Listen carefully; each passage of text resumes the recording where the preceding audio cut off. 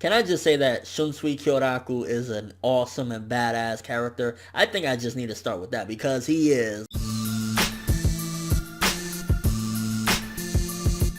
This chapter, yet again, seeing his backstory and everything just fucked up the burdens that he had put on him, and it makes sense why his character ultimately is the way it is, why he's always trying to joke to hide the pain of everything that he had to witness, and a lot of the burdens that people put on his shoulders, to be honest with you, and trusting him with things that are of great importance and everything. So definitely more insight into Kyoraku's character and why he is the way he is today. So good stuff in that backstory. To be honest with you, this chapter in regards to Nanao and stuff like that, it was almost entirely pointless to put that sword in her fucking hands because she didn't do jack shittles in this chapter against the X-axis, which I'm not too mad about, to be honest with you. In a sense, I mean, granted, it was a waste of fucking time. Like, oh, Nana was about to do something. Whoa! And it was, no, she ain't doing shit. So really, we could have honestly went around that, didn't need to go that route, and could have just had Kyoraku straight up grab the sword and say, you know, I'm gonna do this or whatever, instead of handing it to her only for him to jump back in there, which I guess in a sense was him fighting within his own character and his own self in a way,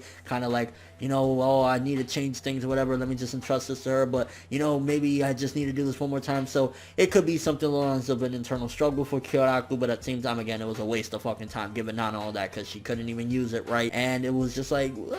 The X-axis looking like a fucking retarded chicken. I'm just saying, that character design is shit. The more I look at it, the more I'm like, Kubo, why? It looks like trash. You can draw so awesome. What are you doing? Finding out what happened to Nanao's mom, tragic shit. And at the end of the day, if I was Kyoraku, to be honest with you, I wouldn't in a way feel like that because he granted her wishes, and that was one of her life's wishes. You know, I don't want my daughter to have to go through this whole thing and her husband die and everything. So in a sense, he was doing what she wanted. He was complying, but she was also executed for losing one of the sacred treasures. So at the same time, I get why he would kind of feel that way, but at the same time, that's what she really wanted. It wasn't like, I mean, you could have been a dick and you could have said, no, I'm not taking it. You know, I'm not accepting it. But then she would have suffered even greater. She probably would have been super depressed and maybe even killed herself. Who the hell knows? So I think Kyoraku did the right thing in a sense, and it was a strong and hard decision to make, but he gave her wish. And instead of making her suffer and having Nanao go through the same shit, is like, no, let me just do this for her. And I guess in a way, Kyoraku had to realize that in this chapter, like, no, I need to protect this girl. Even still now, I have to fulfill my duties. So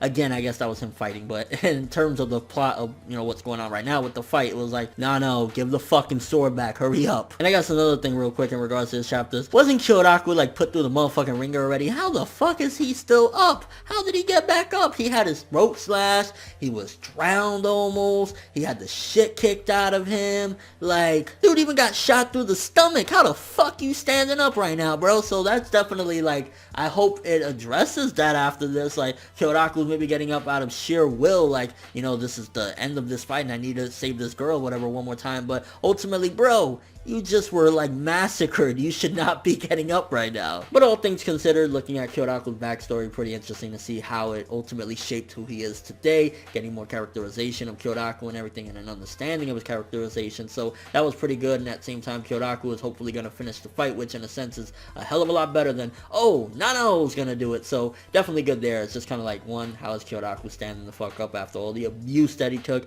and two, Nanao, you should have never had that sword in your hands to begin with, girl. So maybe 6.5 to a 7 for this chapter. Again, it was alright to a good. Honestly, I'm just looking forward to Kyoraku finishing off this retarded chicken looking motherfucker. Let me know what you thought of this chapter though. What do you think of Kyoraku's backstory in regards to what happened to Nanao's mom? Do you think that he should have felt blame for accepting this, you know, burden that she put on him? Or ultimately he should have just been like, no, you know, at the end of the day I did what she wanted me to and the consequences were dire, but ultimately at least she had what she wanted in the end. And what do you think was the point of Nanao having that sword only to have to rely on Shunsui in the end anyway? And your thoughts the chapter, but that's all I have for this one. Thanks for watching. Hope you enjoyed. If you liked anything I had to say or enjoyed the video, drop me a like. I'd greatly appreciate it. And if you haven't subscribed, if you could do so as well, that'd be amazing. I'm ForneverWorld, and as always, people, have an awesome day.